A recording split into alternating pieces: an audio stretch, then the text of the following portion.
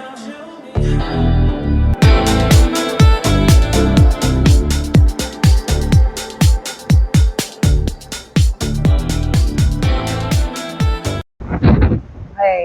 thanks for joining me, Just Design for Knowledge, on my channel. This is about legal matters. I do once a month, every fourth week, ending of a month, I will pick a law, legal, court procedure to come to you with. So today is evictions, landlord tenant, court procedures. So we're going to talk about grounds for evictions. This is a civil court proceeding that is done in the lower court of civil, landlord tenant. So this happens. Grounds for eviction is a non-payment of rent. If the landlord sees that you haven't been paying rent, he will give you a notice called non-payment of rent petition. He will file it, and they must first give 14 days for you to pay on it. Once they notify you, actually, before they can actually proceed with any evictions. New York State actually has a grace period of 5 days. This does not include weekends, state, or federal holidays. And when I say 5 days,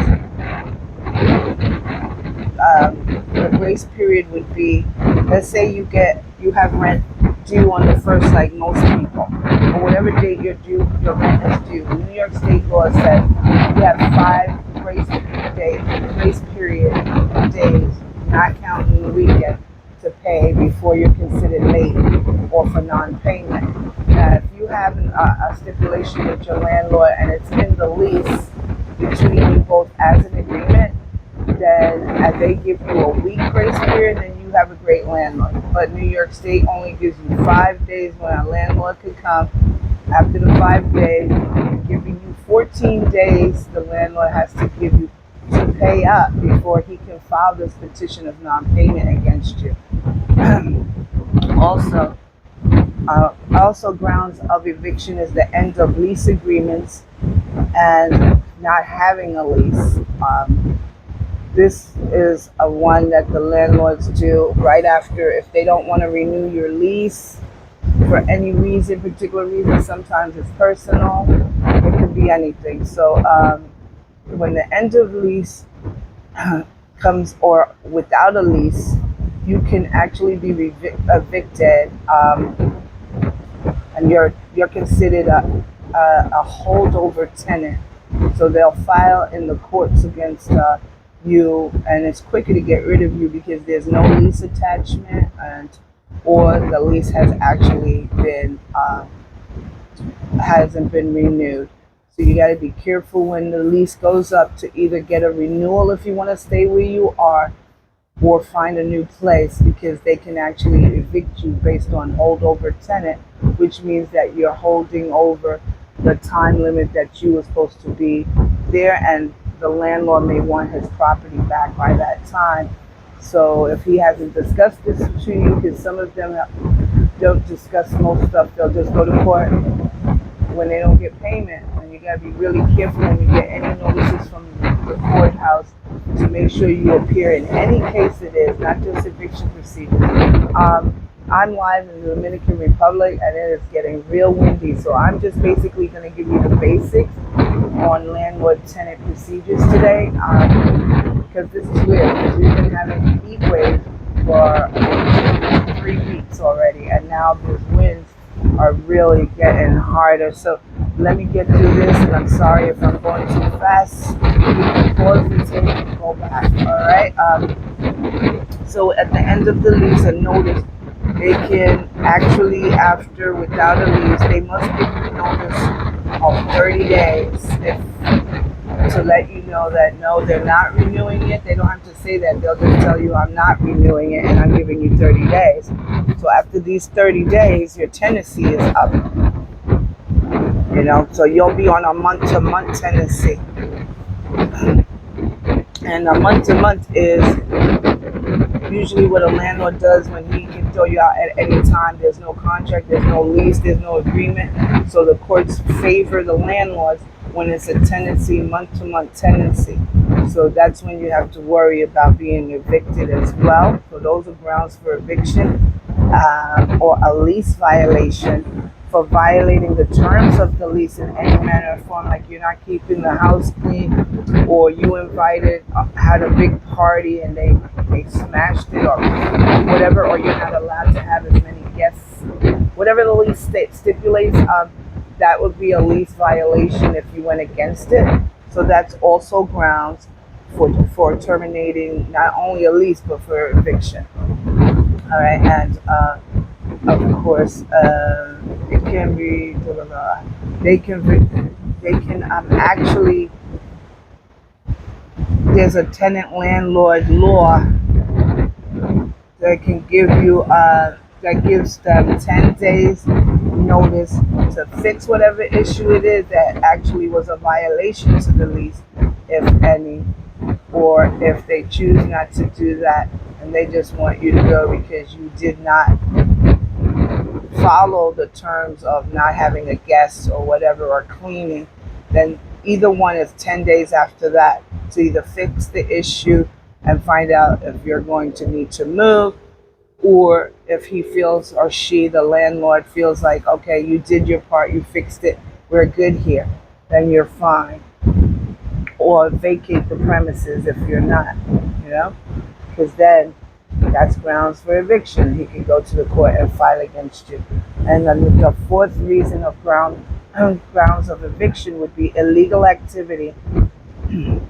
A landlord can evict anyone doing illegal activities, and no notice will be required at all, because illegal activities is illegal. So let's say you have prostitution brothel going on, using the rental unit as a brawl house, or an illegal trade of manufacturing.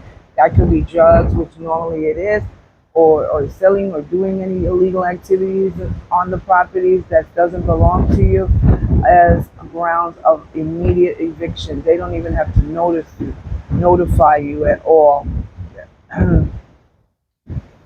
Now, we're going to start with the 48-72 hour notice. Landlords are known to do that. Those were the grounds of eviction, in case you didn't get that, what I was speaking about. So now we got the 48 to 72 hours eviction notice, which is usually done afterwards.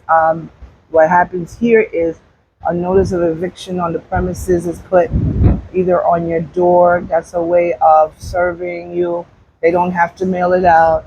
They can either hand it to you, put it on your door. Normally it's done on your door. A sheriff will come and put it on your door, or someone, doesn't matter, that you'll get it. It's from the sheriff's office actually, before the court gets that. I mean, the petition was already filed. So the marshals are going to be out in 72 hours if you do not comply. Don't sit at home and be treating your thumb.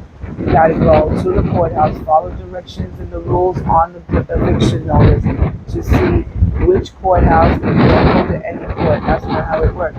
It's usually in the venue where you live. If you live in the Bronx, you go to the Bronx court. You go to the Bronx Tenant Landlord court. If you live in Manhattan, you go to Manhattan Bronx. Wherever you're living, or wherever you live, whichever county that is. There's only one in each county, so it's easy to find. Or look it up with Google. Google is there for everything, right? Also, that 70-42, like I said, some landlords are 48 hours and some will give you 72. Now this, you need to get to the court as soon as possible and file an order to show court, giving reason as to why you haven't made payment, or what reason the court should hear your case. So when you do that, you're going to make sure that you actually give them a good reason as to what's going on. You detail it in the form, and then you'll get a court date to come back with the lawyer of the landlord or whomever the representative is sent. If you want to get an attorney, you can. But then that will come together to see what type of agreement you will come with together with. If the landlord is willing to work a stipulation with you or not, you'll know that day.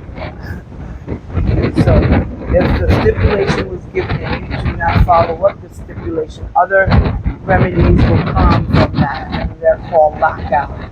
This occurs when you don't follow the rules or stipulations and file your order to show cause in time.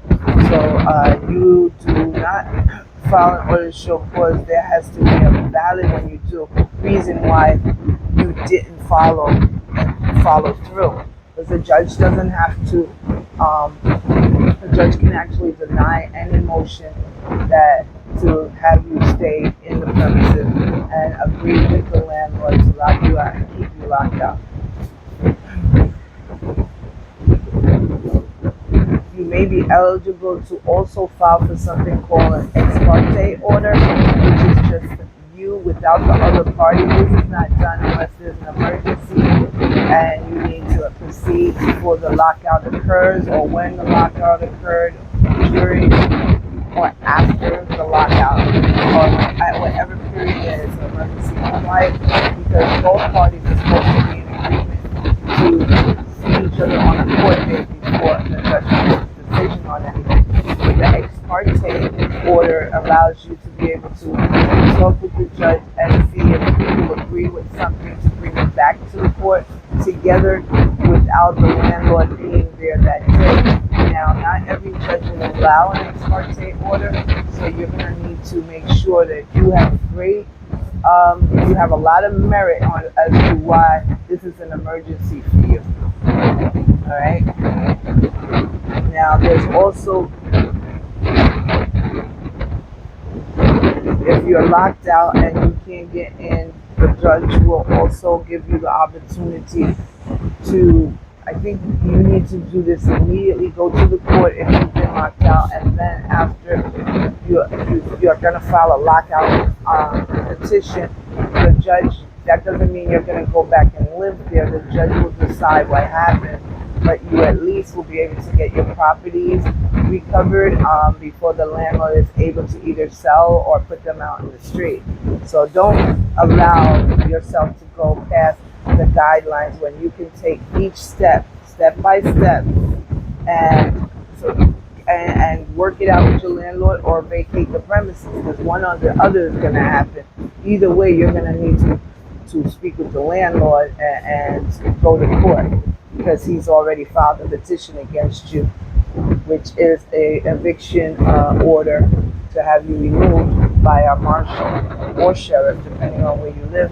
But I'm talking about New York State, so it's usually marshal, because the sheriffs take property. That would probably be, if you wait too long to go back to retrieve your property after a lockout, then the sheriff, I believe, will come and take your property. A marshal will open the door for you or lock you out, the lockout, right? So it's up to the judge's decision to see if you will be able to go back into your residence with the landlord's permission if everything was taken care of, and you decide, okay, I know I locked you out, and you really seriously want to go back to this place, I wouldn't. But if it does work out in your favor, you see that it's amicable as you will eventually be back in your property if there's no other way. And if you're locked out and they don't want you back in your property, you must go to the court to get the permission to get your own stuff. That's sad, that's very good. Because you waited too long and you didn't follow the rules and you didn't follow the procedures. This is why they're called court procedures, for you to follow them. When you don't follow them, that's when you find yourself in problems. So once that lockout has occurred and you need to, I don't think I'm really not sure how long before the landlord could throw your stuff out or sell them, or have the sheriff come and take them out and put them in storage, or sometimes they may just sell it, because it's considered abandoned, just like a car. You leave it too long out in the street with no license plate, it's considered abandoned. So that is considered, your property will be considered abandoned, and you will no longer be able to retrieve it after a certain period of time. I believe it's 30 days, but as I stated, you can look that up in Landlord Tenant laws, and it should be there for you. This is basic.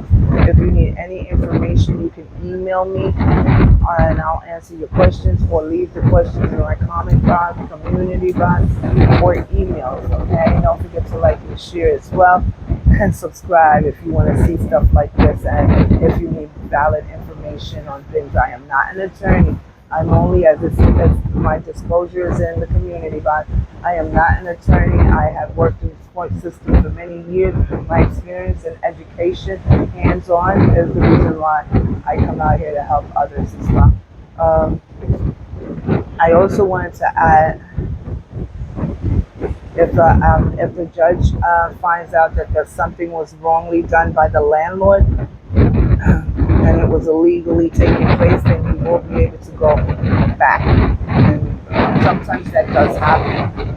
They're not allowed to just have a marshal, and a marshal usually doesn't take anything out with a court order or lock people out with a court order. If anything was violated or not done in the right procedure, the attorney of the landlord or the landlord, they also have the responsibility, as well as you, that they have to follow rules as well. So they don't do court procedures, then you get your place back, on your lockout will be unlocked, whatever they call it. You'll be able to get back in your premises. If you find out that's true, then you need to go to the court and speak to an attorney about it, or go to court and ask one of the clerks. That's what we're here for. That what is the next step for you to take. They can't give you advice. They can give you what we call, not advice, but the procedures of how we do steps according to the way your case was filed. So it won't be advice, because we're not attorneys to do so. All right. So I'm down to the last one. Like I said, unless there's a court order, the landlord cannot really evict anyone unless they have done illegal activities and can prove that there is. Obviously, they'll call the police, and that will be taken care of right there. So we have tenant rights and advocacy organizations that can help you if you can't afford a lawyer, and there are a lot in the Bronx, I know. In every borough, you have to look for them. Just put in evictions when you look at Google, or eviction advocacies, because those are the ones that you wouldn't have to pay, like the Legal Aid Society. They have such a long list. I always see them, and they always have a long waiting list to help people that are evicted, because there's so many. So try any other one. There are a lot of groups out there, even if they're not attorneys, they'll set aside what your steps should be if you can't go to the court and get the information you need. All right, so maybe my next one, who knows, will be evictions too, and that would be for tenants' rights, so that you'll know what you can do against your landlord, and if he's violating you in any sense or form, on even though it's their property, they still, if they're not taking care of the property, or this, whatever the case may be. I'm thinking maybe I'll do evictions too in October. Just check my channel, Judge Desire for Knowledge, and I will let you know what I release. You'll know what's up next for October, the 4th week of that month. All right, and every 4th week of the month, you will get a legal matter put up, taped, and my lives are every Saturday at 3 o'clock with My Truth Real Talk. Check them out; they're pretty cool. Okay, because I'm the spiritual judge. I thank you guys. Watch me monthly and every Saturday, depending on what you like. All right, ciao. Bye. See you next time. Don't forget to subscribe, like, and share. I appreciate each and every one of you, and I'm here to serve you the best way I can. Have a great one.